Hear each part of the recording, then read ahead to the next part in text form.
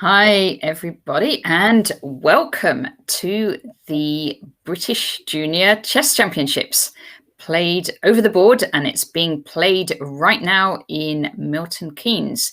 And we're going to show you some of the games. We've got the under 8s going and the under 10s at the moment. So we're going to show you a selection of those games and other age groups if they come online. But at the moment, we've got under 8s and under 10s. So let's have a look.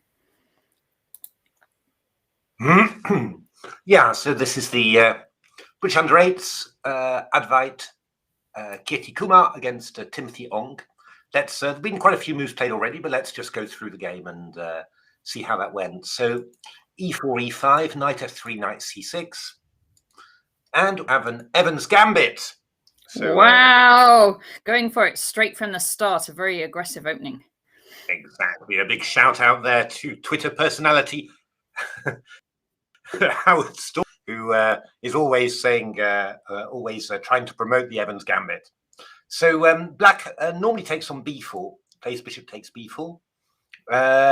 But here black plays a rather unusual idea, bishop b6. I've only really seen, it's quite a while back, but it's the Dutch super grandmaster Jeroen Piquet once tried this against Garry Kasparov. Garry Kasparov was a very big, well, really sort of reintroduced the Evans to the highest level.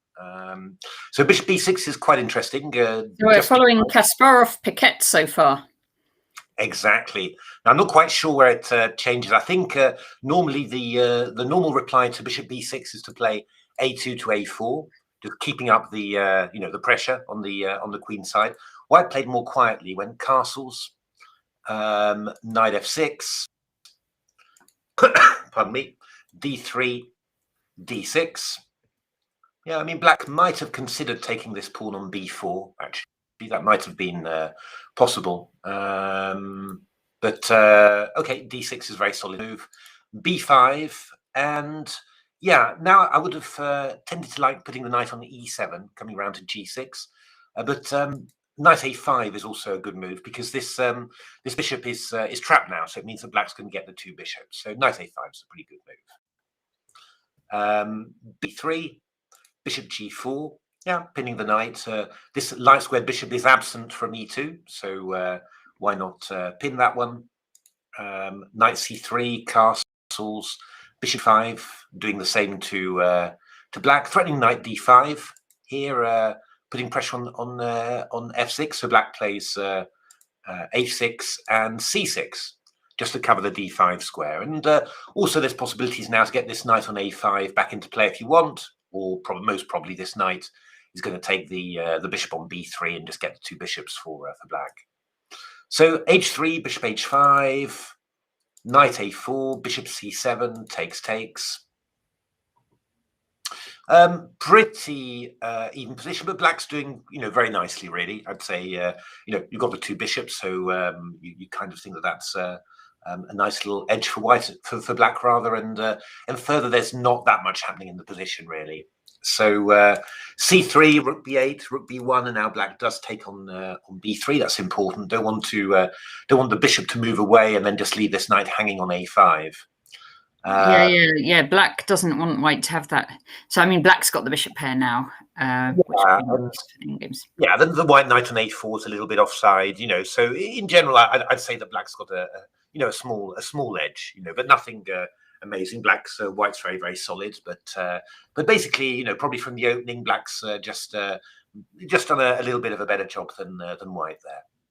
So queen e7, queen e2, rook bd8. Yeah, would have maybe been tempted to play the queen out to e6 here, and just try and move the knight away, and at some stage play f5. That would have been my my plan. So rook bd8, rook fe1, and c5. Ooh, that's sort of clamping down on d4.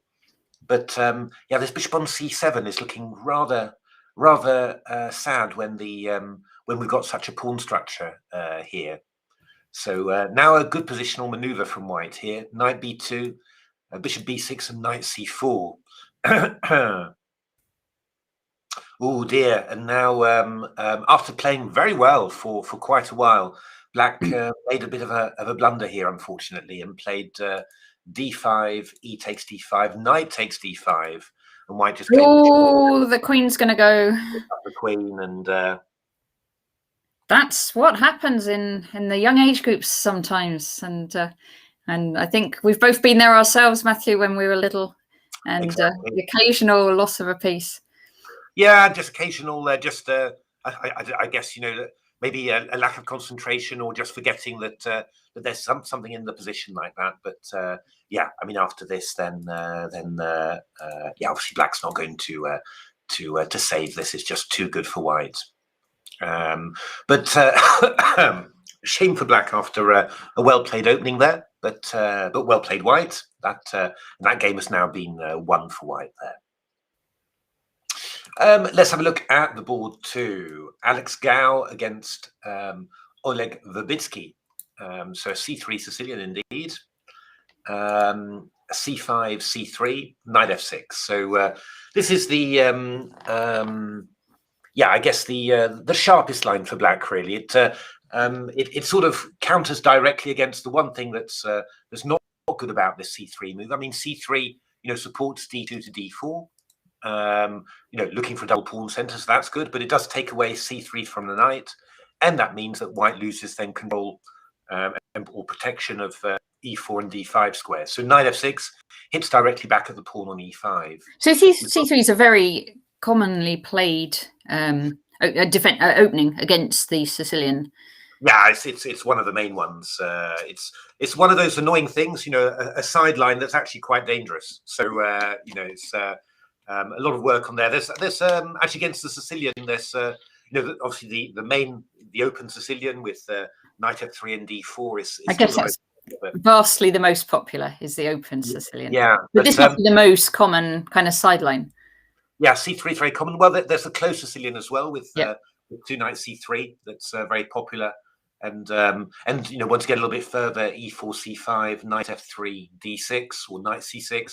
There's bishop b5 as well, which is you know, huge amount of theory on that. So it's one of the drawbacks of the Sicilian, that, you know, there are quite a few sidelines that you need to look at an awful lot. You know, whereas sometimes in other openings you sort of hope that you get to your main stuff straight away and then you go from there, because that's the stuff you really wanted to play. But okay, e5, knight d5. This is all pretty main line. C takes d4. C takes d4.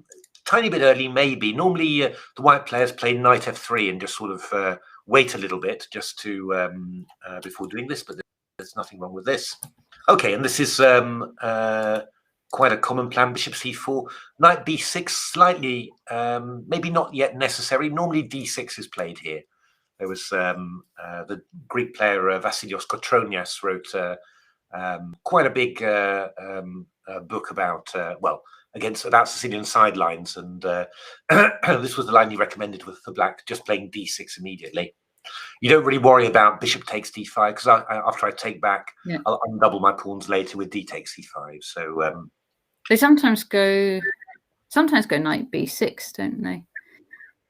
Yeah, but it's just a little bit early, this one. Yeah. Normally go d6 first, but okay, knight b6. Bishop b3. Bishop d3 could also be considered. Bishop b3. And now d6. Hi, YM. YM's asking, any advice for getting into Cambridge maths? Well, you got to like maths. That would be my first piece of advice. Lots of maths, really enjoy it, and read around the topic. Yeah, be enthusiastic about it, I guess, is my advice there. If you're a chess player, I'm sure you'll be good at maths as well. That often goes together anyway. That's very good. Can give advice on all sorts of topics here. Not we even can, you know, anything else you need advice on, it's fine. Any topic. Oh, careful. So bishop e7, castles, knight c3. I mean, actually, White be quite happy here. You know, I mean, you haven't played a main line against Sicilian, but you've ended up with a good center and you know, decent attacking chances. So Now, I mean, one typical idea for black here would be to take on e5 and play knight d4. I don't know whether it's good in this particular situation, but just to try and exchange off a set of minor pieces. Black's plan here looked a little bit, which is going to be hard for black to get free. Queen c7.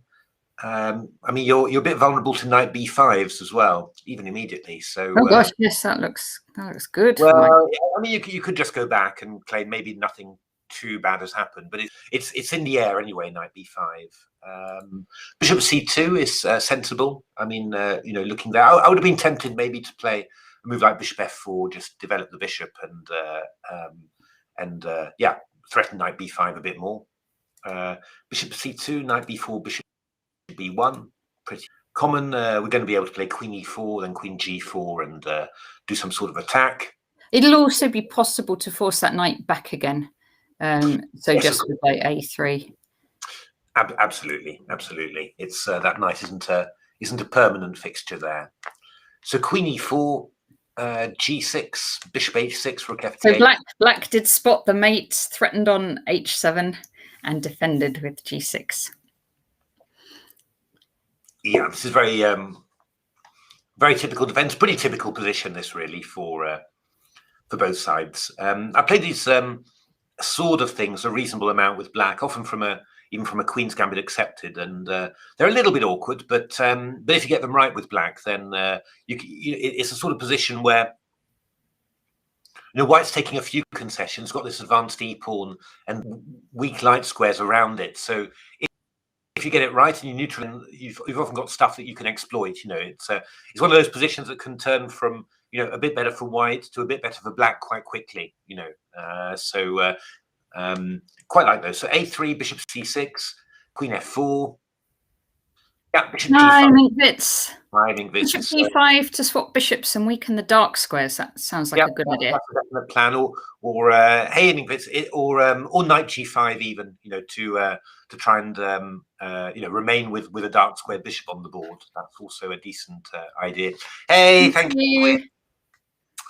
So knight d5 takes queen g4. Yeah, I mean black's pretty solid still, and white's made a few little inroads into the king side. You got your bishop on h6, but this structure is still very solid. You're going to need a few more moves, maybe h4, h5, something like that, before you start causing some problems. And James wanted some advice. He wants a song. He wants advice on whether Topic is a nice chocolate bar, and I would say yes. I think they're really nice. I like the hazelnuts and the nougat. I think it's as far as chocolate bars go, it's very good. Although I would recommend also, if you like Topic, the double deckers are also very good. Double deckers. They were the ones. They are, yes. I'm a big double decker fan. But Topics, yes, go for it. I haven't had one for about 30 years, but I loved them as a kid. My goodness, double deckers. Ooh, have to have a look. I mean, I don't know about you actually, but I do tend to forget things sometimes, like the fact that I'm an adult, and that actually means that I can decide whether I have things or not. Just sort of, because it was always all double deck shouldn't have, one special for a treat, but no more. And then that sort of sticks in your mind, and then you sort of take that into your adult life, and then all of a sudden, sometimes you think, hey, wait a minute, I can decide. I can have one if I want. It's I fear that realization came to me rather earlier, and I've eaten plenty of double deckers as an adult. Well, it's not just double deckers, but it's they're always always things that obviously you grow up with how you used to go to bed on time. Oh, indeed, that's the problem. Actually, you just end up doing sensible stuff, or even worse, really. Going to bed on time. You see, I used to like to stay up late, and now it's like a real treat if I can go to bed early. Otherwise, I'm like, yeah, that's fantastic. Hi, Macbeth. How are you doing? Seems like ages. Yeah, it's been a little while. We've been doing a little bit of commentary, but we've been doing still the Quarantine League, but sometimes only like part of the session or whatever. So it's been really busy, but we're on a lot this weekend. So we're going to be covering the junior events this morning, and then the championship and some more juniors will flip between the two this afternoon, and then similar tomorrow. So if you've got a quiet weekend, you can see all the action from the British Championships. Indeed. Yeah. Oh, the quarantine. We managed to stay up, by the way, Natasha. I know. I saw. Fantastic. Very good. Very good. So it's still in Division 3. So that's for any junior players who are watching this back. If you do get a chance to join in, we've got several really good junior players that play regularly, and I even think that Oleg Verbitsky, who's in this game, I even think he does sometimes play in it, but I could be wrong because I don't always remember the names. But we do have every Thursday, every Sunday, there's sort of rapid play chess on one of the major websites, and the ECF runs. I think I can say it, can I? No, I better not. And so do join for those. For the English chess players, there's links on the ECF. Yeah, excellent, Beth. You're playing tomorrow. Yeah, I mean, that's always nice. It's always a good, strong team. Titled players playing as well. So yeah, and just a nice atmosphere, and not too tough, but also quite enjoyable, I think, as well. It's so let's have a look. Queen G4. Back to the game. Rook C1, Queen B6. So Black actually being quite sensible here, trying to disrupt the white position, basically, and just start hitting stuff and see whether you can get a reaction, and then maybe use that for further play. I mean, one interesting idea might have been maybe to go Queen B6 immediately, actually hitting B2. And then if B4, well, maybe you play A5, and already you're making some inroads on the queen side. And, it's one of those things that why do you try and create counterplay? I mean, there's two reasons. I mean, first of all, to try and win stuff, but also the fact that you're creating counterplay forces the opponent to start trying to do something in his area of the board where he's strong. And, he doesn't have all the time in the world to prepare it. He's maybe just got to go with what he's got. That might give you better chances to defend than if you let the opponent build up slowly and and get more preparation involved. So often it's a question of you sort of try and force the opponent to attack you, but before he's really completely prepared and ready. That's always the idea. So Queen B6, I think, would have been a good line. This is not bad at all, but it's just that the bishop on B5 is blocking B2, so you're no longer attacking it. But I think Black was looking to play bishop E2, actually, maybe pin the knight and also uncover an attack on B2. So White went knight H4, and White's looking to sack on G6 here. So, I mean, Black is that sound, sacking on G6? If it were White's go here, would that work? Probably. I think so. Just take on D6, takes, bishop takes. Good chances anyway. Feels scary. Yeah. So I mean, Black could have just gone a very typical move here, bishop E8, just to give extra protection to the pawn on G6. I think that would have been a very good move, actually, and then uncovering the attack of the queen on B2, because this knight on H4, it's not a great attacking square. It only makes sense if you can follow up with knight G6. If you can't follow up with knight G6, then it's just a bit offside. It's got no other places to go to. So I think that bishop E8 here would have been a very good move. But bishop H4 sort of justifies it a little bit. White now hitting on the... I can see a danger lining up for Black because Black's not got much defense on those dark squares. So if you could dislodge that knight from D5, White might have the idea of queen F6 and then queen into G7, checkmate. Yeah, I mean, Black's still got reasonable defensive resources here, but I think, taking off that knight in that position, I think was not quite right. I think I don't think you needed to do it, and defense is all about trying to. I mean, this is something that you really see with the great defenders. Capablanca is a very good example. They try and defend with minimal means all the time. Just give away as little as possible. Give away to the opponent as little progress as possible all the time, and try and use as few pieces as possible to defend. And you know, this sort of this sort of position where really, okay, you desperately need your knight there, it can't move, and if the knight can't do anything, you're going to need to get your queen in somewhere, you know, and well, if you're having to use your queen for defense, it can't be used for attack, you know, getting more difficult. So it's so rook c8, bishop e4 played, f5. Wow, that was a bit maybe a little bit panicked there from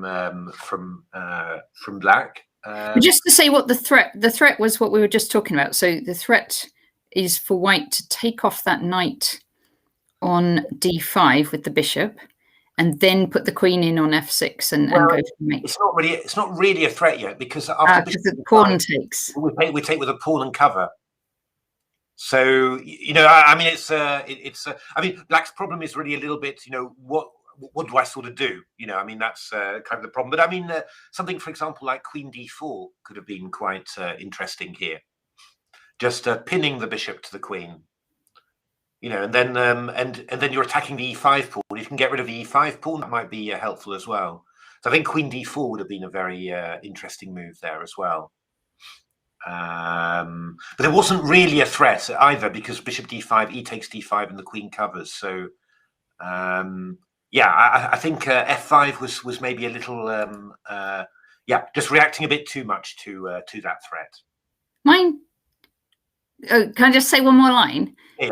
If takes on d5, pawn take. So we can't show the line, can we? But bishop takes d5, pawn takes. You could try and sort it out round the other way and go like bishop g5 onto that diagonal, so attacking the rook. Yeah. Then put your bishop in on f6 and then go queen h6 and try it that way around. That would be very dangerous. That would be very dangerous indeed. You know, that's but that's you know, that's kind of the problem of having given away the dark squares. White's free to, you know, white's going to be entrenched on either f6 or h6, and white is free to you know, to yeah, organize stuff as white wants. But I think, you know, queen d4 would have been the most natural move anyway, if you can get away with it, and just to yeah, just to try and pin the bishop on e4, attack the pawn on e5, and also from d4 you're attacking the pawn on b2, so you might get some counterplay as well. Still quite dangerous and sharp, but I think that would have been fun. F5's a bit panicky, and actually, I mean, white could just take on f6, which is really strong as well. But white took on d5, which was pretty good. I think takes, e takes d5 forced, got stopped, the queen across, but now queen e7. Okay, yeah, this is. And I mean, my goodness, this is scary, isn't it? Completely off. The end. It looks like the end. It's the end there, indeed. Black is resigned, and you know, I mean, it's I mean, again, it's a lovely example of the power of opposite colored bishops as an attacking force, because you know, when you've got opposite colored bishops, you know, you've got you know, your minor piece, the bishop on opposite colored squares, can't actually interfere with the opponent's piece, you know, and so in terms of attacking potential, you've just got a piece that's completely unopposed all over the board, you know, which is obviously going to help for that. And here you can see those weak dark squares just exploited by white's. Yeah, that's right. Hey, hi, b22, c3 Sicilian. You must have enjoyed. Are you playing this afternoon, Paul? You must have enjoyed this one, this c3. Oh, yes. So, yeah, very powerful, this, very powerful. So well played, white, hard luck, black. And we're going to see the next one. This looks like an open Sicilian. No, it's a Caracal, my goodness. Okay, so Bodhana Sivandan against Benedict Patel. Uni run this weekend. Playing the seniors on Monday. Okay, well, let's, yes, hopefully we'll be doing something during the week as well. And we'll catch you in the seniors. Good luck with the seniors. And it says uni run this weekend. Is that a sort of a marathon? I'm imagining he just means dropping off his kids at uni. Ah, okay. It could be a marathon. Who knows? Who knows? Oh, marathon. Now there's a good chocolate bar as well. It's yeah, London Marathon this weekend, isn't it? I think so. Tomorrow. Oh, is it? Yeah. So that's why I was sort of thinking maybe But I'm taking daughters to Cambridge. Okay. Oh gosh. Oh, yeah. Well, maybe I won't have this conversation. But my son's just started there too, so maybe they should meet. I suppose there's lots of people to meet when you're there. Yeah, and it sounds like someone in the other chat is there as well. Everybody's in Cambridge at the moment. Did you know one of the top Grandmasters just moved to Cambridge as well? No, who's that? I won't say it on. I'll tell you after. Oh, okay, fair enough. Well. Not me, I hasten to add. So d4, d5 takes, knight c3. So slightly, well, actually, bishop f4. We've transposed back into a London sister. I was going to say this looks like a Stanley Badachoni London system. Indeed. So knight c6, knight b5. Oh yeah, knight c6 is a bit incautious there. This knight c7 check threat is unpleasant to deal with. Queen a5 check c3, e5. Oh, but it's not going very well straight away, is it? Because takes a pawn and then, pardon me, takes another one. So 2 pawns happening. Not bad for. Gosh, and this introduces a lot of threats as well because, well, I don't know. I'm now trying to think of all the threats, but things like e6 looks pretty dangerous and. Yeah, knight d6, b4, lots of stuff really. So a6 was played, knight d6, and white basically just took the ending with 2 extra pawns there. So that's looking pretty good really for white. And the game's still going on. Let's have a look. But white seems to be a piece up now on top of that. So I think that's going to be. Looking like a white win at the moment, this one. White's a piece and 2 pawns up. All righty, then we've got board 4, which finished in a nice mate. Let's see how that game went. So d4, d5. This is Laksh Ladad against Zoe Veselo. Another London system. Another London system, very popular, the London system. With c4, very unusual. Normally you play c3, and try and have this triangle of pawns in the center, which makes a very strong center. This is a little bit, it's kind of mixed up. Really. I think in a normal Queen's Gambit position, you'd play the knight to c3, where it's a little bit more active, attacking the pawn on d5. So knight d2, this is all right for white, but basically black's going to be absolutely fine here. Rook c1, bishop b7, queen c2, and rook c8. So both sides are mobilizing their pieces, and now you've got to think what you're going to do. I mean, the thing you've always got to be careful about is, whenever you see a rook opposite a queen and a sort of a tense center. Got to watch out that nothing nasty is going to happen to your queen. And well, indeed, this is what happens in the game. White swaps off, then black swaps off, takes, and then this move b5. Yeah, and the knight is pinned against the queen. So if the knight queen gets, now you could actually, you did actually have some way of avoiding material loss here. The queen b3. Yeah, queen b3 would have been fine. Attacking the pawn on b5. Yeah, I mean, if you go bishop d5, I go queen. Making use of a pin in the other way, so the pin of the pawn to the bishop. That's right. And queen d5 is met by, well, at the very least, knight e3, taking the knight out of attack and covering the g2 square. I'm just wondering whether bishop f3 might be possible as well. Probably is actually, but yeah. So so queen b3 would have been possible there even. But I think it's just a general thing. You see a rook opposite a queen, you see a sort of an open center. Really time to think about moving that queen from there. But knight a5 was not a good reaction though, because as well as losing the queen, white lost the knight as well. So rook c7 was played. Well, queen c7, why not? Just swap off stuff and yeah. White's a piece up here. Black's a piece up here, and it's quite simple. And yeah, as we saw, quite a nice mating pattern at the end there with bishop d4. So well done, Zoe Veselo. Yeah, now we've got George Xiao against Amy Barr. Oh, that was just one move, it looks like. So okay. That didn't. Okay, this one is still ongoing. So let's have a little look at the games there. So e4, e5.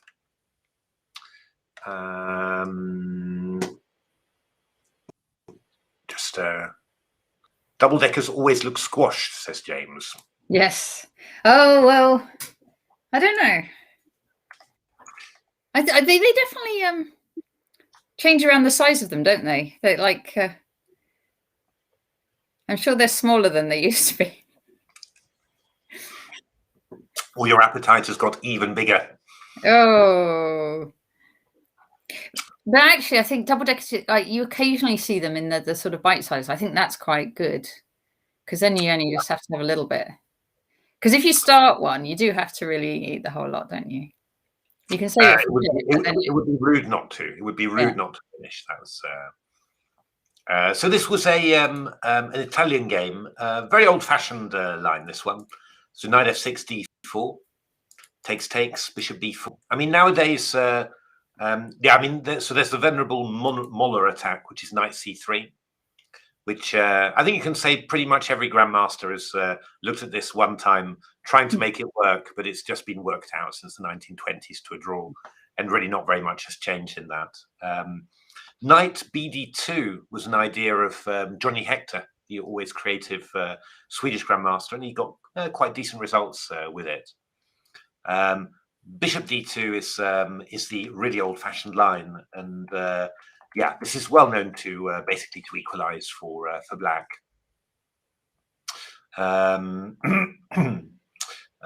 There is a draw by repetition, actually, well known. It's used a number of times in top-level chess. Queen b3, knight a5, queen a4, check, knight c6, queen b3.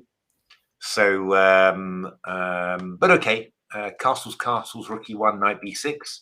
Hitting the bishop on c4, and then queen b3 was played, and now knight d4. I mean, you could also consider just going knight a5 and getting the bishop pair. That would also be been quite nice. This seems to win a pawn, but white's got bishop f7. After rook takes f7, we've got rook e8 check. So you go king h8, and then this is fairly even, I was going to say, but what happened here, white put himself into a little bit of trouble there, because now the bishop on e8 is attacked, and as well. So queen b5, c6, queen h5, g6. Oh my goodness, black was just a piece up here. Yep. But okay, so now how did this end up as a draw? Yeah. Yes. Okay. So we can have a look. So, rook c8 was maybe not that useful. Takes, h3. Sort of, yeah, you could have done it, I suppose, without giving away the b7 pawn. Still, I mean, good for black, right? It's very good black. The only problem is that the white king's a little bit open. So the black king, rather, is a little bit open. So, yeah, certainly in blitz, I mean, I could imagine having some some difficulties, sort of achieving this one. But black actually did pretty well, swapping everything off. And now this is looking really promising again for black, So knight g5, bishop f5, g4, bishop e1, knight c4. White has 2 pawns for the piece, so that's not normally going to be enough. No, and black's doing a good job here. So king d5, f4. Okay, but now played knight d6. Yeah, okay. I think you could just take the pawn on b2. I mean, I don't think that pawn is going to be unstoppable in any way. So white would then go f5 and take on h7, I suppose, and try. Yeah, it's going to take white a long time to really get himself moving. And you've got your c pawn and everything. I mean, that should work. And this should still be winning for black, but you're just being a lot slower here. Ooh, and you've got the wrong coloured square for the bishop, really. So got to watch out a little bit now, because those two pawns are quite distracting.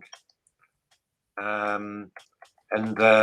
what's going to happen here? Oh, bishop e4 did manage. This should be fine, shouldn't it? Well, I mean, we should play b4 now and then b5, which is just a draw. Okay. But white went king d6, a4. Oh, good lord. Oh, okay. So 6, okay, and well, I suppose, you know, if black wants to try anything, then you should sort of play king e5 and king d4. You know, you don't lose anything by trying that. But black didn't want to give up any of his pawns, so agreed a draw there. So, what do you think of this final position? Is it drawn? I'm wondering. I wouldn't have thought so, to be honest, but I would have thought that that black would be able to somehow win this. Yeah, I would have thought so. But the general, you know, the general thing around here certainly was drawn, because you could just play b4 to b5 and just swap off the b pawn for the c pawn, and then afterwards b4, black goes a6. Yeah, I go a4. A4. Yeah. That should be you should be able to swap off your pawns for the queenside pawns, and then yeah, I mean, bishop and a pawn is not going to win because it's the wrong colours corner square for the bishop. Yeah. So yeah, I mean, that's okie dokie. That ended up in a draw in any case. We've got oh, good lord, Dildarav Lishoy Genghis Paratsam against Nuve Konara. Okay. Let's have a look at that opening. So knight f3, knight c6. Both players like moving their knights at the start.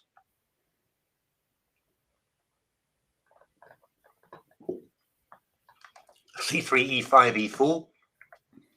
By a very strange move order, we've got a Ponziani. Don't see that one very much nowadays. Gawain Jones actually played the Ponziani number of times. Got a few good wins with it actually, but principle shouldn't be that much for white.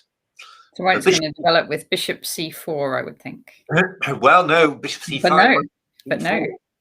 Yeah, now this is a perfect Ponziani for white. So, oh, good lord, black played really riskily here. I mean, knight c3 would be a very sensible move here, but white played bishop d3 and black went queen b4. My goodness me.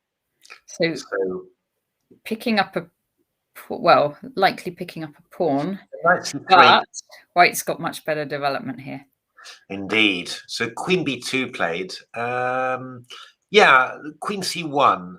I would have really tried to keep the queens on, to be honest, you know, in this sort of position. Even if I had to give up castling, you know, go knight d5, bishop a5, king f1, even that seems quite promising, really. Queen c1, you know, you've got compensation for the pawn, but it's obviously going to be a lot less than if you've got the queens on. So knight e7, castles d6, bishop b5, bishop d7.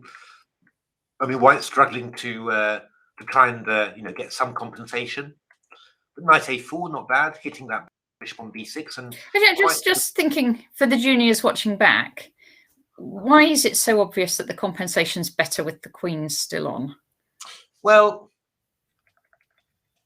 you know, at the moment, the in this position, you know, the black king is uncastled. So and also, you know, the pawn f6 has been moved, which is already a weakening on the light squares on the king side. And if black castles queen side, then, well, taking the b pawn means that the b file is open towards the king. So essentially, with black, there's not really a great spot for the king. Yeah, and I guess the queen can be hit too. Like the queen's a bit exposed when all the pieces are on, and the black queen is a bit exposed, I'd say, right now. Yeah, exactly. So, you know, it's just you've got the weakness of the king and tempi against the queen, basically. You know, that's what you've got. And if you swap off the queens, then you kind of lose both of those. And then all that remains for your compensation is a slightly different development and a nice pawn center. you know, but that's a lot less scary for black to deal with for sure. than with the queen's on. So knight a4 and now f5, and this is quite risky, you know. I think, you know, black really should have been looking to keep this bishop, and certainly not allow the pawns to be doubled up. But f5 was met by knight g5, and suddenly getting very sharp. The knight's coming into it. Threatening a fork on f7. Yeah, I mean, I'd be. Does that work tactically? Actually, I think it does. I would be tempted to play bishop takes d4 here, you know, and give up this exchange on here, because there's plenty of tactical tricks against this loose knight on a4 now. You know, I think it's conceivable that white should really have taken on b6 first before playing knight g5. I think that would have been very strong. But after rook f8, white corrects that mistake, plays knight f7, and well, you're just winning little now, because after rook e8 has happened in the game, knight d6 check is a very unpleasant fork.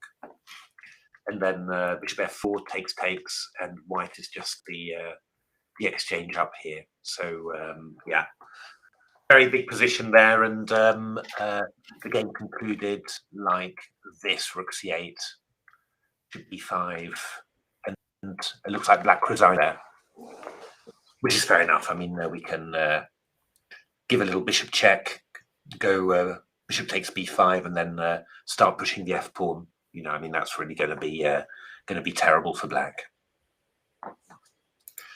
We can go and see Litvin against George Chen. This is looking like a draw now. Just have a look at what the opening was. e4 c5. This offering white opportunity. Yeah, they're pretty good. It's true, Macbeth. They are pretty good. The games are looking pretty decent. Oh yeah, really good. Yeah, I didn't play like that when I was 8. Yeah, because some of these are like 7 years old, 6 years old, I guess. Yeah, I mean, that's the point. It's I think you know, these people. Maybe I played like this when I was actually 8, but a lot of these are a lot younger. So very good, very impressive. So c4 is a Maroczy bind, but white plays a little bit more cautiously there. This is quite nice, actually. You know, I mean, for black, you get an extra pawn towards the center, open b file. Just in generally, that's always a nice exchange for black to have. With white, you'd normally try and avoid that, unless you've got a specific, you know, refutation of something or other. So bishop f4, knight f6, knight c3. Oh, actually, bishop f4, we could have taken on b2 here, actually. Oh, yes. It would have been a little bit... I don't know. Yeah. I mean, I don't know after knight d2 whether you really want to carry on and take the rook, because you'd have some very weak dark squares there. But b22, b22, c3 Sicilian. I was just thinking along the same lines, because these games are meant to be appearing, I think, on chess.com and on Chessbomb, but I don't think they're there yet. So I'm going to we've got links to the under 8s and the under 10s. I think those are the ones on the live board. So I'm going to just share that in the chat in a second. So, okay, bishop f4, knight f6, knight c3, short castles, and knight h5. So, knight f6, queen e2, b5. That's good. It's finally got this break in. Bishop e3. I guess d4. We've got rook d1. That's probably good. So rook e8, rook a1, e6.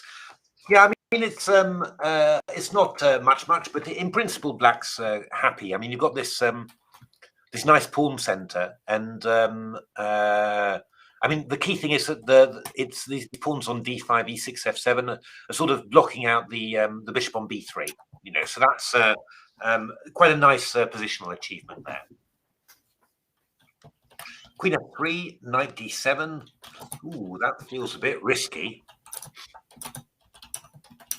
I mean, it's just yeah. I would really just naturally play my bishop to b7 before doing that. It's just that it just does feel very, very risky. This one, there's something with knight takes d5 and a fork. Maybe it's nothing special. Maybe it's all right still for for black, but it's yeah, a very, very risky way to play this. I mean, you could go knight d5, ed, bishop d5, and if knight e5, bishop takes f7 check, for example, knight f7 and queen a8, and you've got 3 pawns and a rook for 2 pieces, which doesn't feel too bad to me. So yeah, I think knight d7, yeah, got to have a bit of a, yeah, a bit of a sense there that yeah, you just need to develop your pieces. There's loose pieces around really, and loose spots there. So but okay, when white doesn't take that chance, then black's back in business. Yeah, and this ending is very pleasant for black again, you know, and it's all to do with these pawns, d5, e6, f7, and the bishop on b3 that's passive. So it's this Carl's bad pawn structure again. Well, not really. But I mean, now I would be looking to play the rooks to b8 and c8. Maybe do something with this bishop on a6. Maybe redeploy it to something like d7. Try and get an a5, a4. You know, because the b2 pawn's weak and this bishop's a target. Rook d8's a little bit. Oh, yeah. I mean, that's a shame, really, isn't it? To have ended up exchanging off your knight for that bishop. I think that's not the right piece, really. I mean, the knight on a4 is a bit offside, so black can play on that, but still, I wouldn't have done that. So bishop b5, that's a good move. Stopping white, because I mean, white was intending to play b4 and knight c5, you know, and then white would just be a little bit better, probably. So bishop b5, you're keeping the knight under wraps there. Rook d4, a6, g3, rook c6. Oh, rook d5. That that's a little bit painful for black, because obviously e takes d5. There's rook e8. I mean, there is a rook takes c3, but I could take with a knight.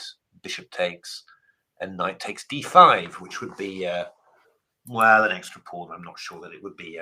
It's an extra double pawn. That would probably be quite even, actually. And there's even conceivably e takes d5, rook e8, and then d4, with the idea of c takes d4, rook c1 check. That would probably be an even cleaner equalizer there. But okay, bishop a4, so white is a pawn up. Not easy, though, because black's sort of able to really well, put a lot of pressure against the b2 pawn. King f6, I mean, even conceivably, I'm not quite sure. You could go rook c6 and still threaten again this rook c4 idea. I'm not quite sure how white deals with that. But king f6, he's done it again there. King e7, f6. Okay, could have gone back earlier, I think, to b6 just to pressure this pawn. I think it would have been very difficult for white to avoid the draw. Rook d8, rook b2. Ooh, sharp little tactic there. Under 10s is have a yes, link. I just posted that in the chat, actually. It's just I'll post it again. Wait a minute. Yeah, there's the under 10s. We're going to be covering the under 10s in just a moment. Yeah. So rook b2, rook c3 check, king d8, and black has picked up a pawn. Well, white picks up a pawn again. And, yeah, this ending is essentially drawn. Just to say, any septic, it won't. I don't think it won't be absolutely all the boards from the section, just because they've only got a certain number of live boards. But I think it's covering the majority of the games. Yeah. So this is about drawn. I mean, black's got 4 pawns on the king side, and yeah, white's got a passed a pawn, but the only way that one is really going to queen is if the white king goes over to support it. And with all the oh, okay. Okay, we'll look at your one. We can go. I think we're going there under 10s very soon. Yeah, we're going. Yeah.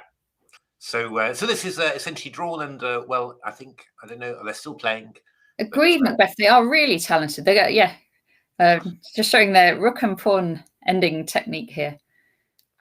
So okay, so what I'll do, I will go on to the under 10s. Now, let me see.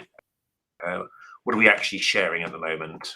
It's looking at under 10s, Cameron Gross against Daniel Pitts. Okay, brilliant. So let's see if we can see us in this game. I'm sorry, we were showing a game where you lost, I'm afraid, Arseny, but well, let's have a little look. So this is Kai Hanash against Arseny Gushin. So we've got an Italian game, bishop c5. Might play something a little bit funny, bishop g5, h6, bishop e3. Normally you think that h6 in general is a move that the black wants to play because yeah, stops the pin on g5. You can use it a little bit later sometimes for the move g4 to g5, but it would be yeah, hyper subtle really to try and extract it this early. Bishop e6, knight c3, e6, all very good and normal. H3. And here I think black decided to play very, very aggressively and really try and exploit that extra tempo that he'd been given with h6. So played g5 here. Queen d2, knight h5. That's really risk. That's well, no, it's interesting, but it's definitely a bit risky there. Maybe you know in sort of hindsight you could have just developed with bishop e6. Or even with something like knight e7 to g6, that's often quite sensible as well.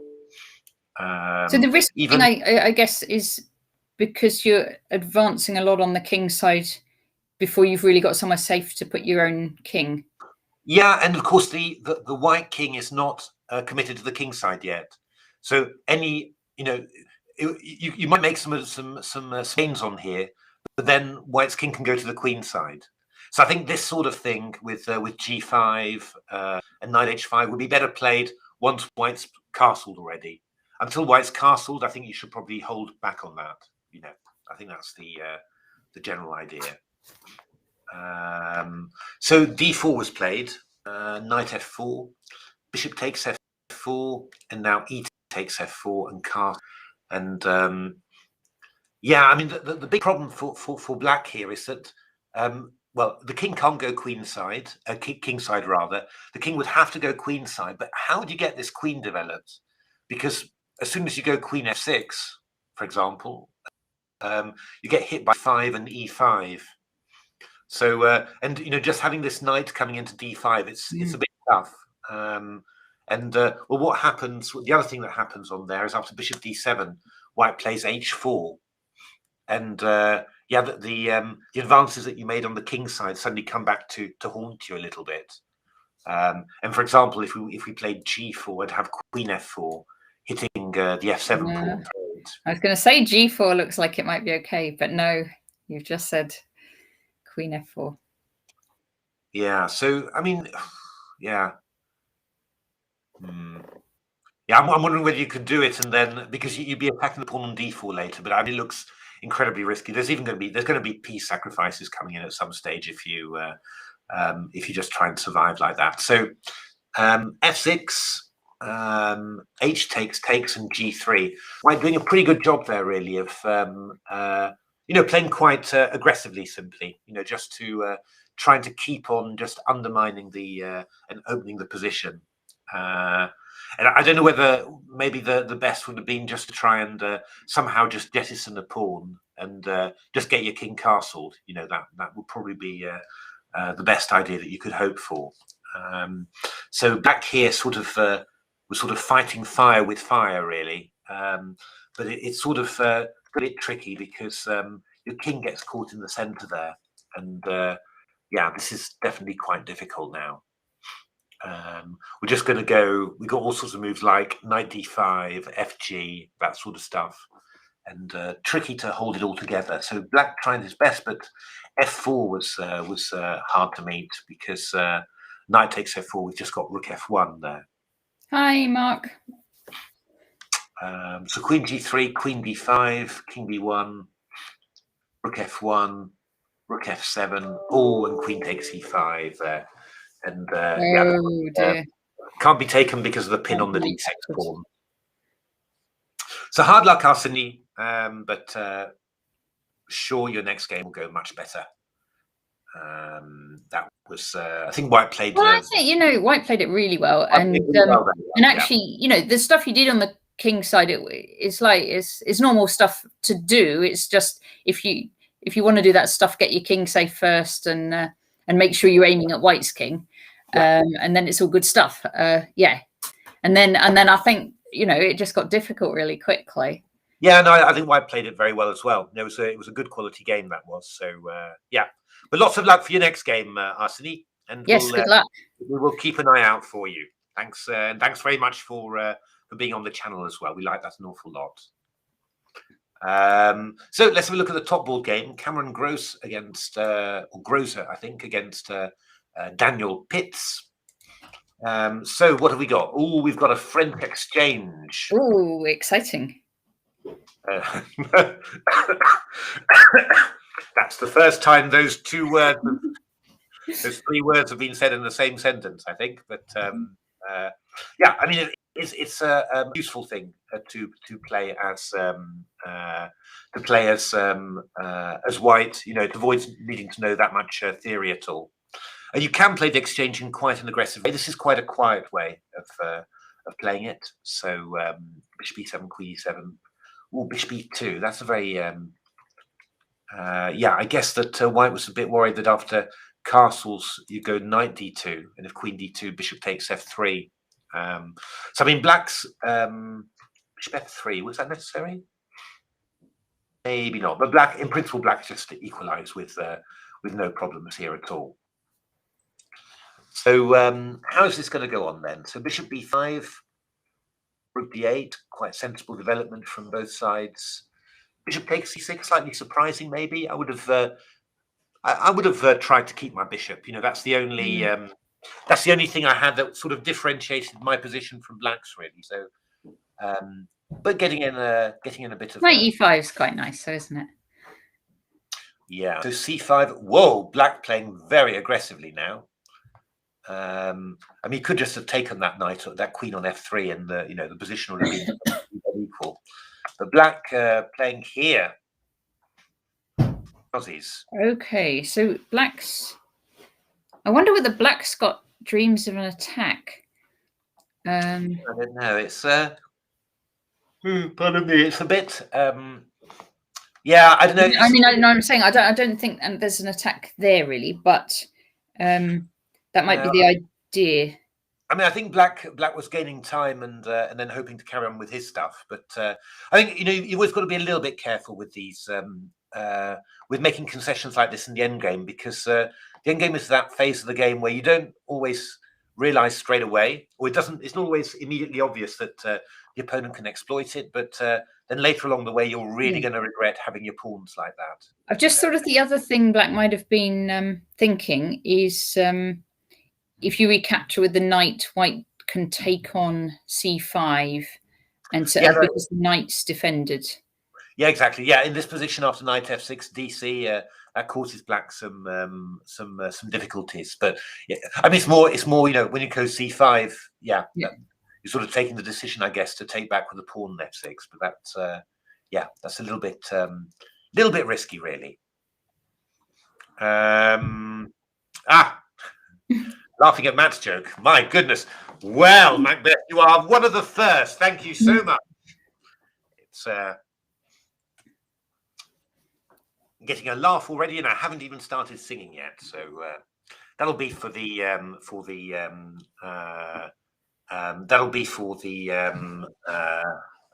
mid-afternoon session, I think. So just warning Natasha so she can enjoy that. So rook d1, and now a5. I mean, b5 normally feels like the most natural way to start up this attack. b5, a5, b4, just to try and get some counterplay. a5, a4 is probably a good move, I think.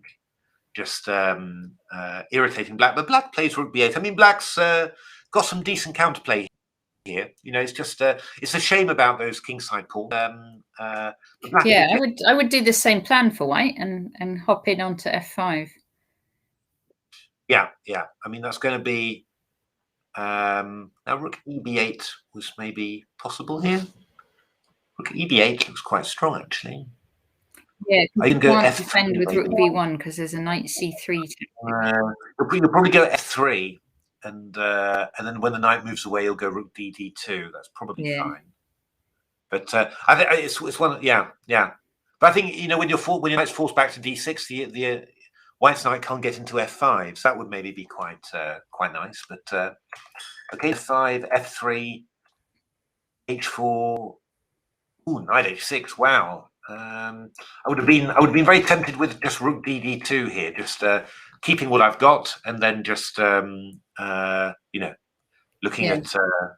getting the H pawn later. So this is quite unclear, really. I mean, better pawns for white. Very nice square on F5. Black king a little restricted, but a big A pawn, and also a very nice target to aim for. So A2. Yeah, I would have been tempted to start with rook B3, and then after rook C2 to play A4. That would have been my nice starting point. But okay. Knight C7. You're just a little bit too slow here. Knight E3. E7. Very interesting ending this one. So black protects the D5 pawn so that the knight can get free. H6. Ooh, H6. That can be okay. Well, we'll see. Knight C2. Oh, I was expecting Knight D1 to try and cover, but Knight C2 counterattacking against A3 pawn. Yeah. Oh gosh. So house this is quite complicated, isn't it? So if white takes on C3, white takes on A3, but then this H pawn's fast. Yeah, the H pawn is probably quite fast. So this is a hilarious moment now. Can we take on A3? Yeah, I mean, in actual fact, we should just take on A3. I mean, that should be the thing that we do. But white played H8 equals bishop check, which was quite nice. But it's just it's kind of wasting a tempo now, because after rook H8, knight A3, black played the annoying rook A8, which pinning pins. Right. So gosh, so is white losing now? White is losing now. Yeah, knight B5, rook A2. Just go back 2 moves. If white did not go there, if white went instead. Yeah, if you go knight A3, you're fine here. Yeah. Is that okay? So wait, knight A3, king G7. Oh, king G7. That's what you're going to do. Then it's not so clear. That's still the same, isn't it? It's still the same. Well, you're a little bit faster, but yeah, no, it's still the same, of course. Oh, that's a bit unfortunate then. Well, you don't need to take that pawn on A3 at all, really, do you? You could just can you? Oh, I don't know. So how is this? Now I'm not sure. You could go knight E3. That would be a better move, I think. Yeah. So knight E3, because if knight C3, you can then go rook A3. Yeah, there you're actually winning. Rook takes, you queen your pawn. Yeah, you're actually winning there, because you're also attacking the knight on C3. So after knight E3, and you're threatening to take on D5, which also protects the pawn on C3. So I think knight E3. Check my slot. Yeah, we got there. We got there in the end. If you take on A3, then there is just king G7. Yeah, but I think knight E3 in this position would have been the best move. And then what do you think of? I don't know, actually. I'm not quite sure. I sort of feel like I like white because of the H pawn, but yeah.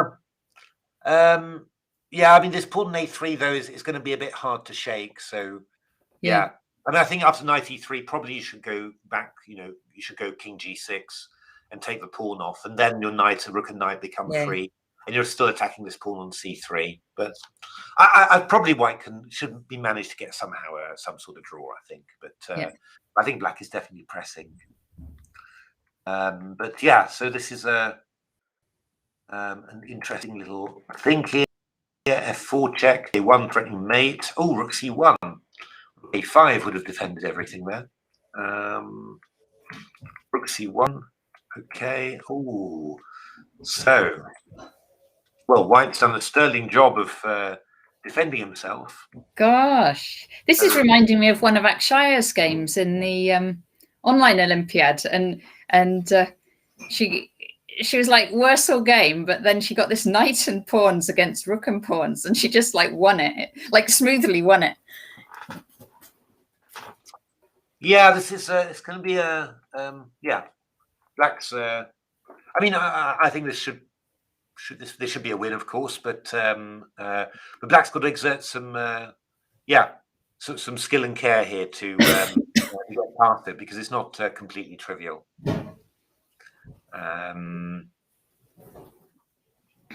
Just trying to think how we can best do this. I mean, probably playing the rook to c2 is quite a good idea, I would have thought. Hi, Max. Attacks the pawn on c3 and the knight on e2. But then we're going to have to somehow come around with the king, which is going to be well, it's going to take a little bit of effort there, really. I mean, are you going to come around with your king round to b3 or something? Maybe, but this is quite. This is not easy, is it? This ending. And it really should have been a lot. It should have been a lot easier than this. So do you think it should be a black win though at this stage? I think so. Still. Yeah. I still think so. Yeah.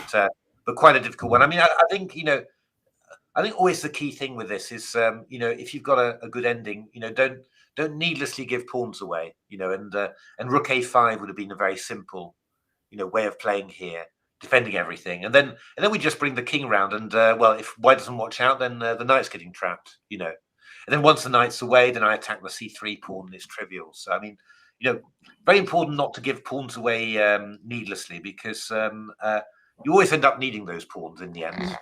It's yeah, it's going to be quite a close one. So going to be going on for a little while.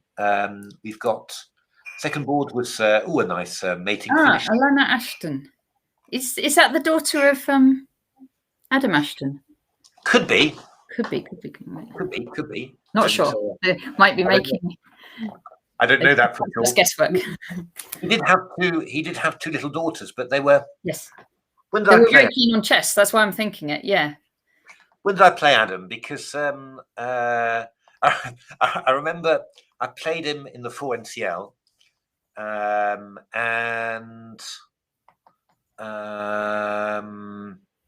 yeah, I don't know when it was, 2016 maybe even then. But his daughters seemed quite tiny there. They looked absolutely lovely. He was there with his wife, but you sort of thought, poor guy, really. I mean, I'm just turning up and I've done all my prep, and I'm a single guy, so I mean, just no family commitments or anyone to look after. And there he was in the morning, just sort of doing everything with his children and breakfast and all of that.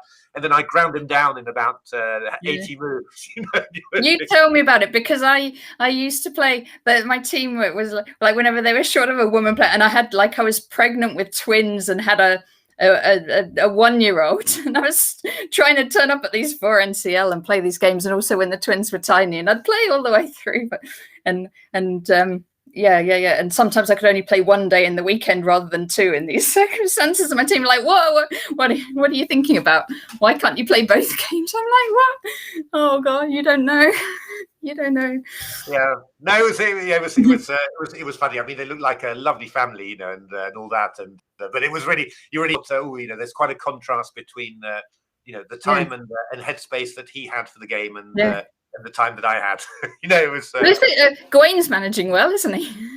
Gawain's doing very well, yeah, and it can't be. Yeah, I don't know. Yeah, I mean, I just remember as a professional that I was very.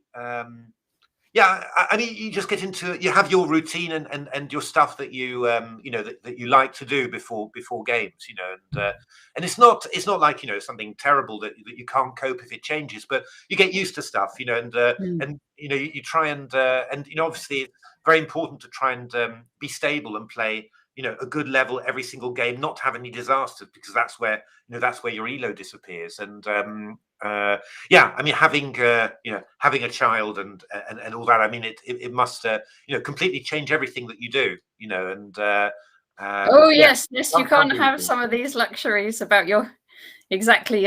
One fixed routine for every day and that sort of thing. You don't quite, because they're like books and books about how to get your baby into a routine. And I tried that for about 2 days, and it's like you make the baby go to sleep, and if it cries, you don't react. But I couldn't do that. I couldn't do it. And it had like it set out this timetable for you for the whole day, right? So it'd say at 6 o'clock you feed the baby, and then at 6:15 you do this and that. And like the first day I did it, and I was already like an hour behind the timetable by about 7 a.m. And I was like, I can't keep up with this routine.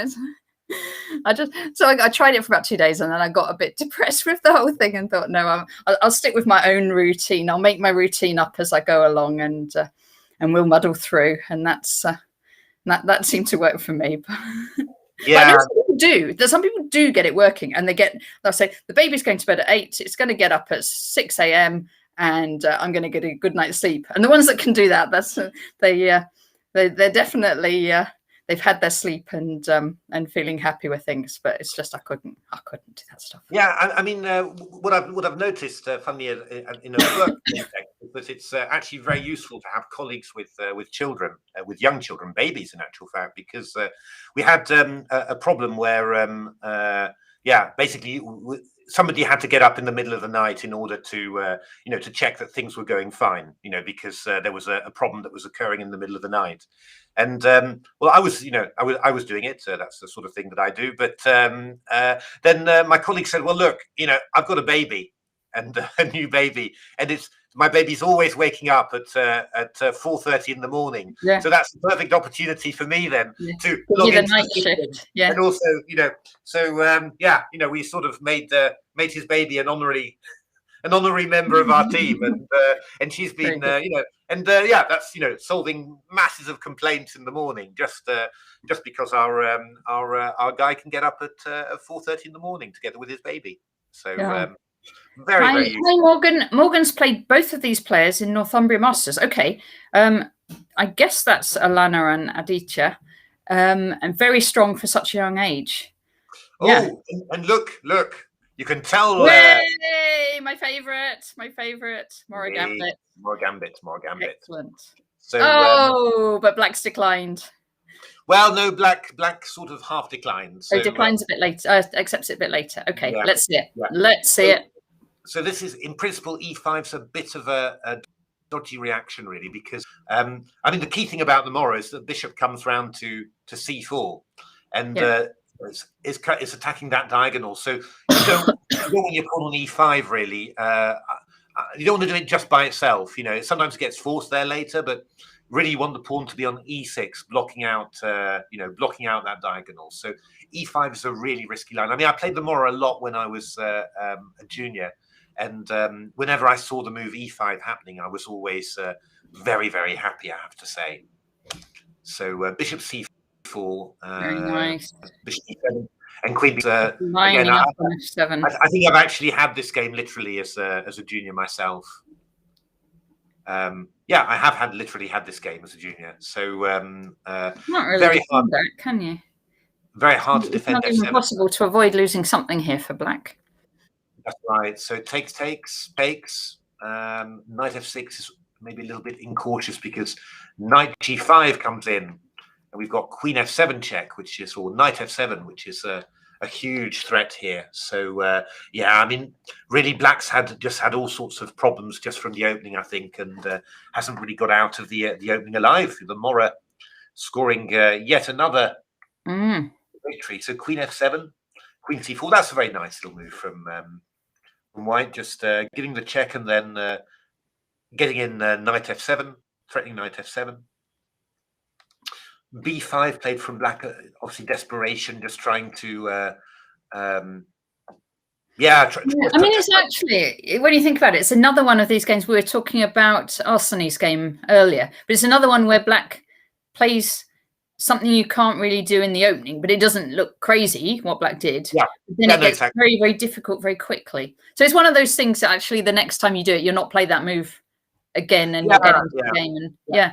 And I think the important lesson that you learn here as Black is, okay, let's work out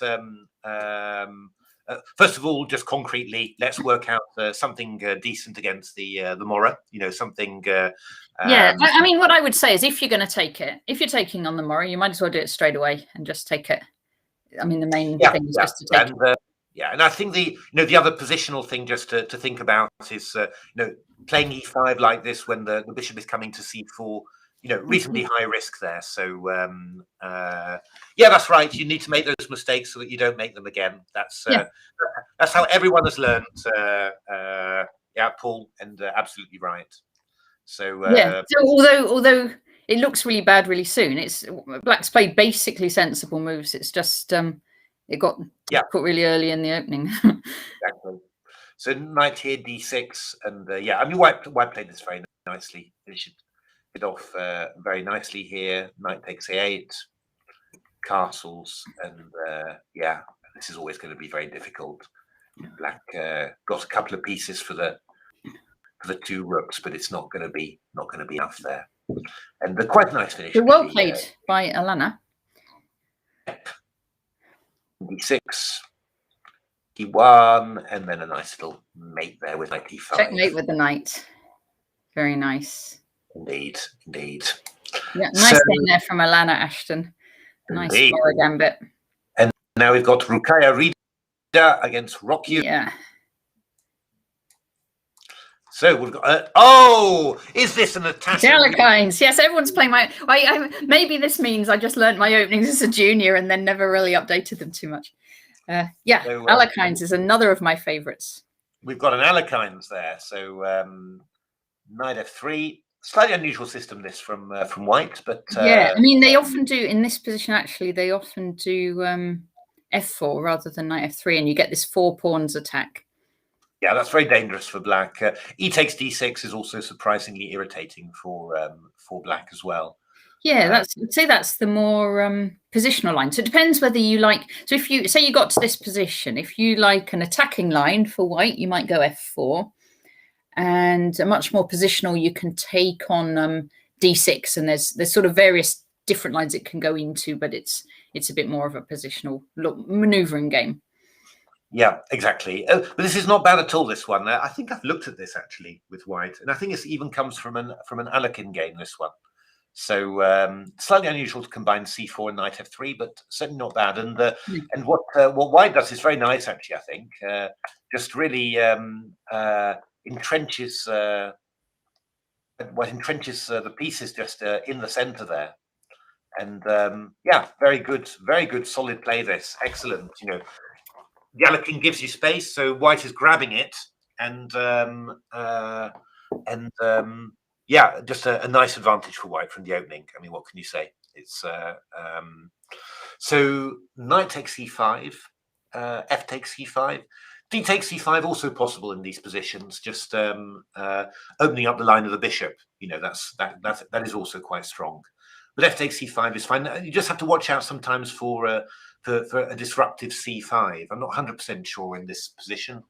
Probably you could just take it, and after knight d7 you play e6, and well, from that transaction you've got far the better pawn structure than Black. But yeah, bishop e6, b3. Queen d7, queen d2, rook d8, rook d1, queen c7, queen e1. I mean, White's playing very sensibly. Black too, by the way. But White's starting from quite a nice position basically. So bishop c8, knight e4. I have to say, White's play is very smooth here. And I think this has been a very good game. And I think Black simply probably needs to go back a bit onto the drawing board for the opening, and try and work out a better way of beating this system, because I think yeah, it's just one of those things really. You get a bad position and it's hard to work out what to do after. So f6. Oh, this is well spotted from White, spotting that the queen is in fact very short of squares. Well, very short of squares is the understatement of the year. There are no squares. And, so Black plays the move g5. But White plays very sensibly again, taking a knight c5. And well, I mean, you look at this whole structure here. I mean, just impossible for the black pieces to get at the white position at all. So maybe F5 would have been the F5. best. You should maybe try to look at that. Yeah, F5 would have been definitely the way that needed to be done there. Because actually, how does white? Oh, white has to play D5, I suppose. I think white has to play D5 there. I mean, it's still. But then actually, this bishop's back out and rehabilitated. Let's say. Yeah, I mean, at least the bishop's working at least. You can take. Can't you take D5 anyway? Yeah, I can, but I can take F5 afterwards. So after you go F5, I go D5. Yeah. Takes. Yeah. I can just take back and then take on F5 afterwards. So I think you've still got quite big problems there, But that would have probably been the easiest. This was very nice again from white. Bishop F7, Knight E4, D5. Yeah, excellent. It's the problem is that if black captures on D5, then the centre's getting opened, and yeah, I mean, this is obviously going to favour white. With two rooks, to black's one. I think I would still do that though. Yeah. Takes was played indeed. Rook D1. The knight can't move because rook D8 is checkmate, and after bishop B7, knight C3, black resigned because knight takes C3 allows rook D8 mate. True. Well played. Yeah, actually a very nice game from white. I think. I was very impressed with the opening play. Very good to grab space like that, and you start off aggressive and keep on going aggressive, and you just notice that leads to a position that's very rich in attacking chances like this one, and white played very well. Hard like black, but I think it came across a player in good form there. So it's now Emil Steiners we've seen before he played in the online British. Indeed, that's right. Yeah, and very young player, in fact. So I think probably Harry Bryant. So it sounds familiar. I can't remember whether he played in the online British. Maybe it does sound familiar. True. So we've got a Makoganov. A Makoganov, a King's Indian. So favorite of DeepMind CEO Demis Hassabis. Indeed. So knight BD7, bishop G5, H6, bishop E3. So this is all very typical from white. Knight B6 is a strange move. These knights normally go to C5, almost by default, really. So knight B6, an interesting move. I'd have been tempted just to go rook G1, to be honest, or queen D2, just to hit this pawn on H6, which is now exposed before black plays F5. But white played knight D2, which is quite quite sensible. Take, and knight DE4, and then queen H4. So somehow I think if you'd included rook G1 or queen D2 and got this black king on H7, you'd have a lot more possibilities here. Here, black's actually got reasonably active, and also this knight on B6, which is a bit funny, is actually doing a sterling job, attacking the pawn on C4. So if white defends with, I'm just trying to think this. If white defends with bishop D3, the white can. We could consider knight takes C4 on there. C4, hitting the bishop, and if the bishop recaptures, then we could take on E4. Yeah, and knight E4, queen E4 would hit C4 and H1. So I mean, quite a very interesting play. I mean, white tries to sort of hold the 4 square but loses it, and then black gets in rook F8, and this is like a dream King's Gambit, King's Indian, really. It's castles, bishop G6, rook E1. Now rook F2 is getting to be a very tempting sacrifice, because bishop F2, rook F2 actually looks winning, I think, because we've got rook C2 check coming in as well. So I think that would probably have been very strong. But black played the bishop H5, bishop G6, and never silly at all. All the chess engines do it. They always repeat if they can from a position of strength, just waiting to see, will my opponent deviate and give me an easier opportunity? And this works here. Queen B2, knight takes C4. So black just gets to win a pawn for nothing there. Rook d1, king h7, rook d1, b5. Again, this is very impressive play, you know. I mean, it's just, you know, a real sense of purpose in the play, you know, and I have to say that's very impressive for young players, you know, because I think, you know, what you see with slightly weaker young players is that, you know, you don't really see any purpose in the play. It's sort of like random moves, and then occasionally something fits together, but not. But this, you know, this sort of position, it's a very clean cut, very clear way of playing, and you know, a clear purpose behind everything. And you know, obviously, you know that you can make criticism sometime about specifics and all that, but that's not important because you get better and better at calculating everything as you get younger. But to really show, you know, purpose in your play and show, and it's, you know, it's very clear what idea you've got in the position. I mean, that is excellent, you know. So very impressed with how all these young players have been playing. A3, queen h4, queen e2, and now b4. This was black's plan, just to open up the queen. Yeah, that's nice as well, isn't it? Yeah, queen b2 and e4. Because that knight is a bit loose. Now pinned, you know, and king d2, rook takes f2. Yeah, classic stuff. Rook takes b2, check. Queen a5. Mate in one spotted straight away. Excellent. So, yeah, well, very well played, Harry Bryant. That was a very impressive game. And hard luck, Mills. Yeah, I'm sure that yeah, there'll be more stuff to points to win in other games there. But I think, yeah, just sometimes you come across a player, you know, who's in great form and plays a great game, and I think that was definitely one of those cases. Now we've got Jan Murawski, who that's Jan Moore, isn't it? We've seen a lot in the British online a lot, yes. Yeah.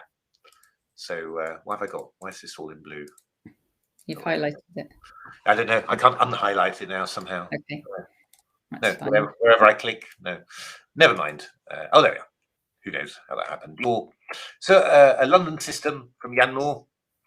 You see the clock? Yes, I saw that actually. In that previous game, white took a lot of time, but black played very fast there. So also very impressive. C6, E3. Bishop F5, C4, Queen B6. Oh, yeah. So this is something quite typical that can happen from the London system. So obviously, I mean, you know, one of the drawbacks to playing Bishop F4 is that the pawn on B2 is unprotected. So black often plays Queen B6, and white often meets it with Queen B3. And these endings where either white takes on B6 and black gets double B pawns, or black takes on B3 and white gets double B pawns. These are quite typical in the London system. It can be quite dangerous for black because what you see here, and well, it's actually happening. You know, white's just going to use this this B pawn that's now undoubled, you know, to play B5, and there's a lot of pressure on the queen side. So knight F6, knight D2 played, and B5. Knight E4 takes F3. Yeah, I mean, in principle, this is very, very dangerous for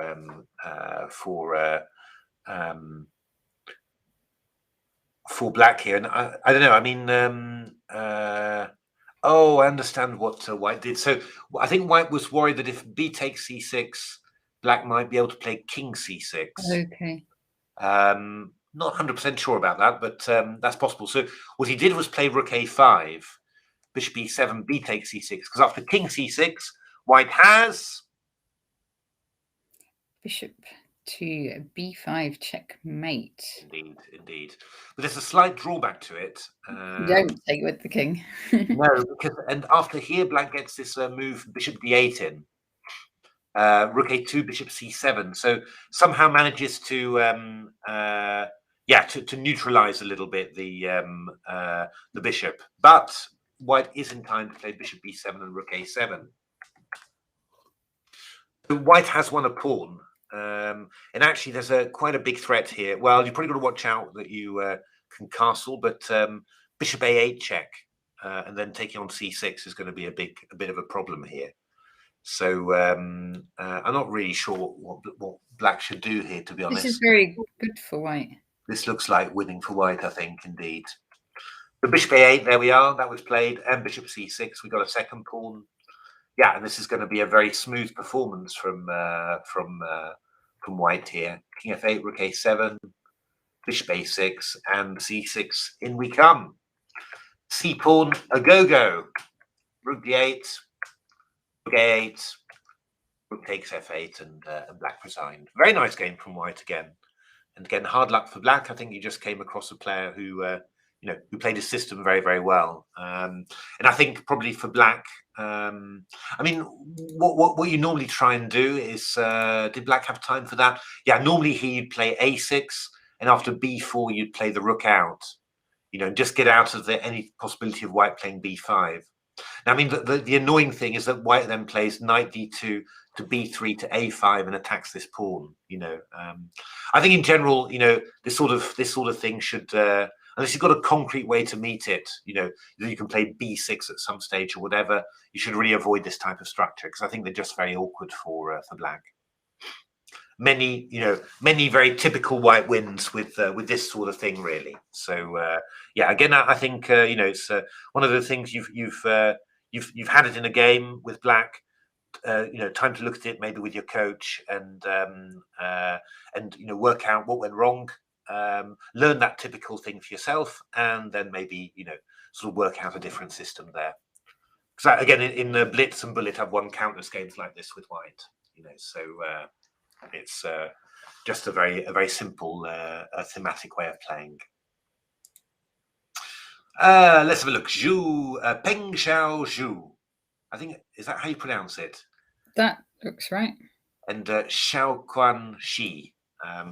One of these days we are going to have a lesson on how to pronounce names like that, because I would really like to pronounce everyone's names right. It's not. Well, what I was thinking actually is at the end of the tournament, once people have finished, if there's anyone that wants to come on the stream for an interview, we can do some interviews with people. And if we've pronounced anyone's names wrong, you can tell us how we're properly meant to say it. And, that would be fantastic. But it would be lovely to see some of the players, like if anyone's had a good game or whatever, just drop us a message and we'll see if we can organise that. Yeah, exactly. And we're happy to go through them and look at it together. All you need is a computer, so you can sort of link in. We can just send you a link, but you don't need any special streaming software or anything. No. It's just a link in a browser, and then you come on. It's one of the most amazing things about the software that we use, that you can that's actually child's play to organise. We've done it with many different people for many interviews. On our Chess for Life site, for example, So delighted to hear from anyone who wants to show us a good game they've played. This is an exchange Caro-Kann. Black, I suppose, playing it slightly unusually. Normally, in this system, you tend to put the bishop on f5 or g4. Got to be a bit careful with it, but this is a little bit of a passive system from Black. Again, something unusual to allow this bishop to be exchanged. I mean, in principle, this knight on b4 is not doing a great deal. Easy to chase away with a3. So a little bit of a shame to allow the knight to do something useful, and exchange off, get the bishop pair for black. But probably white's just a little bit better here still anyway, because a bit more queenside space, a bit more central space.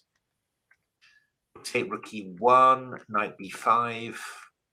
Ooh, queen b2, black grabs a pawn, so that hasn't worked out too well for white. But okay, black now takes maybe not the best decision. Plays bishop a4, but that enables white to get the b pawn back. Takes an a5. So probably the position's about balanced, I guess. Maybe a little bit easier for white because he's already on the 7th, and black will have to organise that. But in principle, you'd have thought that black should be vaguely all right in this position. And well, look at that, going for the b pawn, but the a pawn is hard to hold really. And black falls for a little trick here. Oh dear! 7 check, full king, rook and king, and after bishop e7. This one disappears. So yeah, now it's quite difficult for black here. And knight h5 is not necessarily bad here. But after bishop g3, you really should have taken that bishop. because yeah, you need this bishop on b4 and pawn on a5 to be absolute rocks, basically. And after h6 was played, bishop e1, then this bishop gets removed, and this knight is in a great position now. This is going to get quite difficult for white. The pawn disappears, and rook takes a4, takes.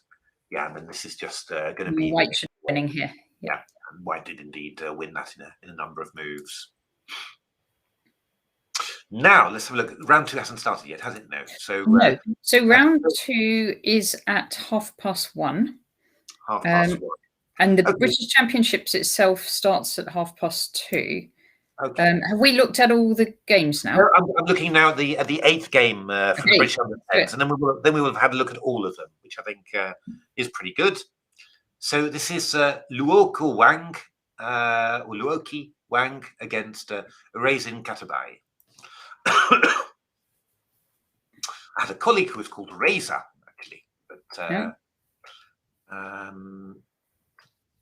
e3, e6, bishop e2. So semi-Slav, white playing a quiet system, but quite sensible, actually. Knight bd2. You're going to play b3, bishop b2. Not bad at all.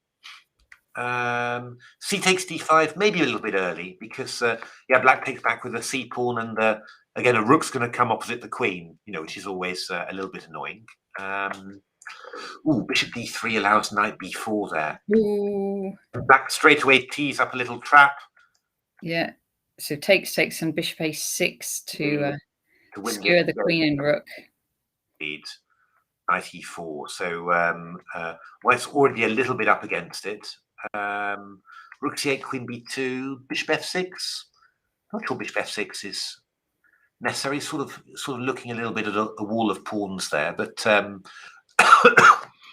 would have just gone rook c7 or something like that, just to, or maybe queen d7 to b5. You know, just double up the rooks would have been my suggestion. But a sharp little tactic there. Queen a3. Oh, yeah. Rook a3 allows rook c1, and this is yeah. I mean, white's done decently in swapping off the queenside pawns, but obviously you're still the exchange down, and black's got control of the open files, and yeah, this type of position with rook against knight is just a win for black. It's very hard. Yeah. To deal with that. Black played very simple. Can just move more, really. It's just more mobile. Yeah, you know, unless the knight's got a superb outpost, you know, where it's actually affecting the game. I mean, here the knight is protected, but it's not really affecting the game at all. And yeah, I mean, black plays very impressively here and wins that very easily. So yeah, so I think we've had a look at then at all 8 games there from the British Under-8 and the British Under-10 there. Okay, fantastic. So I think we should have a break there, and then we'll work out whether we're back at 1:30 or 2:30. 1:30's the next round. What do you think, Matthew? Yeah, I'm happy to do Why not? that. We'll do it. So we'll be back at 1:30 for the start of the next round, and then at 2:30 switch across to the championship, and then we'll sort of cover a bit of the juniors and a bit of the championship. Yeah, that's right. I mean, the championship will be fairly slow moving, of course. So because they're playing long play games and all that. So yeah, we'll keep a good eye on the juniors as well throughout that. Fantastic. Okay, thank you everyone very much for watching. Thanks also to the juniors who popped into the chat after their games. It's really nice to see you, and congratulations all on the quality of the games as well, and great to see the British Championship back in person. It's rather nice, isn't it, having two, an online and an in person? Yeah, I mean, chess. I mean, from they're both really good events, so yeah, very lucky. I'm sure the online championship would never have got organised if it hadn't been for the lockdown. So, and now we've got twice as many events for people to to try. So, yeah, no, brilliant, fantastic. Lots of champions. So that's well done ECF as well for for managing to organise both in 1 year, because I think it's actually been 3 in 1 year, you have to say, because the 2021 came into 2021. Then we've had the 21, and then we've had so it's been a really full-on year for organising these things. Fantastic, fantastic. Yeah. But we'll see you all Anyway, we'll see you at back at 1:30. 1:30. Thanks everyone very much for watching. Thanks very much.